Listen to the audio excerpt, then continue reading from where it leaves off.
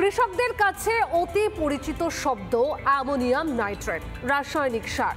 দিল্লি বিস্ফোরণ কাণ্ডে ব্যবহার করা হয়েছে সেই অ্যামোনিয়াম নাইট্রেটই। আর এরপর থেকেই আতঙ্কে কৃষকরা, তারা চাইছেন সচেতনতা শিবির করা হোক। আর এই একই চিন্তা ভাবনা শাসক বিরোধী দুই শিবিরেরই।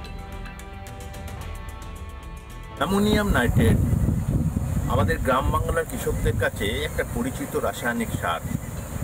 ফসলের উৎপাদন বৃদ্ধির জন্য এই সার ব্যবহার করে গ্রাম বাংলার কৃষকরা, এবং দিল্লির বিস্ফোরণের ঘটনায় সার অ্যামোনিয়াম নাইট্রেটকে ব্যবহার করা হয়েছে বিস্ফোরক হিসাবে। গ্রাম বাংলার কৃষকদের কপালে চিন্তার ভাঁজ। আমরা অধিকাংশ আমরা চাষিরা চাষ আমরা ডিএপি ইউরিয়া দিয়ে চাষ করি।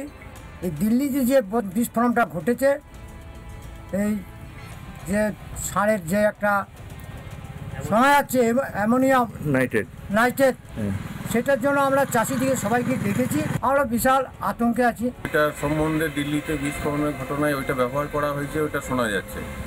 তা এখন যে ওইটাকে আমরা ব্যবহার করতেও ভয় খাচ্ছি।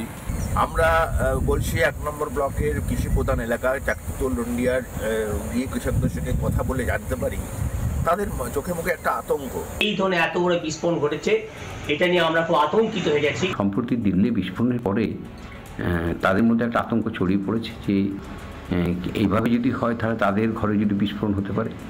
আমরা চাষিদের আতঙ্কিত না হতে বারণ করব, তবে সাবধানতা অবলম্বন করতে হবে।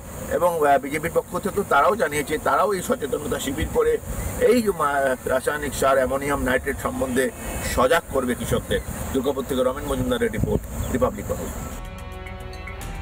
নানা ধরনের কন্টেন্ট দেখার জন্য লাইক করুন, শেয়ার করুন আমাদের ফেসবুক পেজ, সাবস্ক্রাইব করুন আমাদের ইউটিউব চ্যানেল। পাশাপাশি অন্যান্য ব্রেকিং নিউজের জন্য অবশ্যই চোখ রাখুন রিপাবলিক বাংলায়।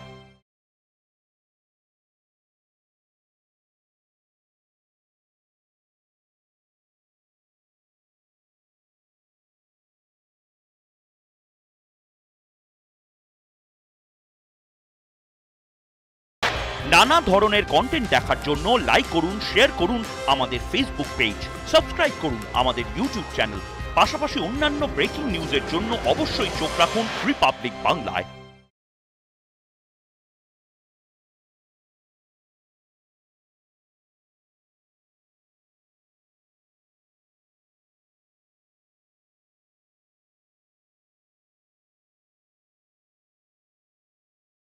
নানা ধরনের কন্টেন্ট দেখার জন্য লাইক করুন, শেয়ার করুন আমাদের ফেসবুক পেজ, সাবস্ক্রাইব করুন আমাদের ইউটিউব চ্যানেল।